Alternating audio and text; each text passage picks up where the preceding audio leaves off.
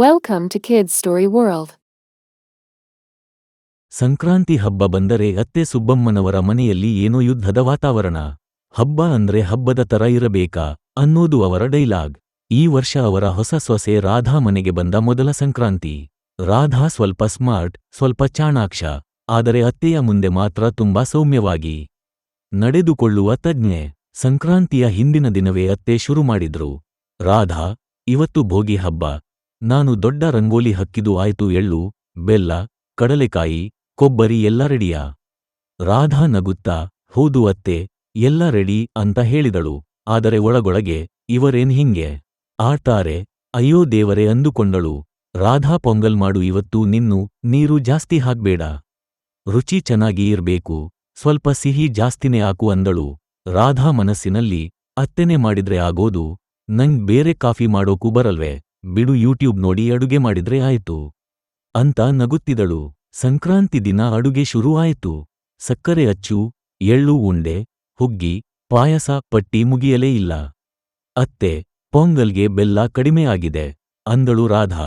ಇನ್ನೂ ಆಕೆ ಇಲ್ಲ ಅತ್ತೆ, ಈಗ ಹಾಕ್ತೀನಿ ಅತ್ತೆ. ರಾಧಾ ಒಳಗೆ GPS ಇಲ್ಲದ ಅಡುಗೆ ಮಾಡೋದು ಇದೆ ಮೊದಲ್ ಸಾರಿ ಅಂತ ಅಂದುಕೊಂಡಳು. ಮಧ್ಯಾಹ್ನ ಹಬ್ಬಕ್ಕೆ ಅತ್ತೆ ತಮ್ಮ ನೆರೆಹೊರೆಯವರೆಲ್ಲರನ್ನೂ ಕರೆಸಿದ್ರು.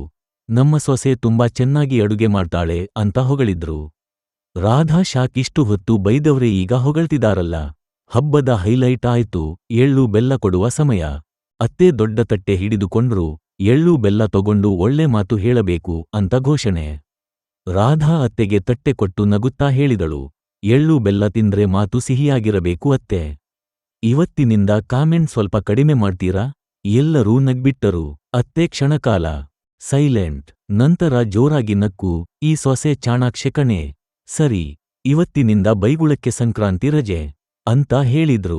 ಸಂಜೆಗೆ ಗಾಳಿಪಟ ಹಾರಿಸುವಾಗ ಅತ್ತೆ ಸೊಸೆ ಇಬ್ಬರು ಮಕ್ಕಳಂತೆ ನಗ್ತಾ ಓಡಾಡ್ತಿದ್ರು. ಅತ್ತೆ ಮನಸ್ಸಿನಲ್ಲಿ ಅಂದುಕೊಂಡ್ರು, ಇವಳು ನನ್ನ ತರನೇ ಜಿದ್ದಿ, ಆದರೆ ಒಳ್ಳೆ ಮನಸ್ಸು ಇದೆ. ರಾಧಾ ಅಂದುಕೊಂಡಳು, ಅತ್ತೆ ಕಠಿಣ ಹೊರಗಿನಿಂದ, ಒಳಗೆ ಮಾತ್ರ ಬೆಲ್ಲದ ಹಾಗೆ. ಅಂದಿನಿಂದ ಆ ಮನೆಯಲ್ಲಿ ಸಂಕ್ರಾಂತಿ ಅಂದ್ರೆ ಹಬ್ಬ ಮಾತ್ರ ಅಲ್ಲ, ನಗು, ಹಾಸ್ಯ ಮತ್ತು ಅತ್ತೆ ಸೊಸೆ ಬಾಂಡಿಂಗ್ ಹಬ್ಬವೂ ಹೌದು.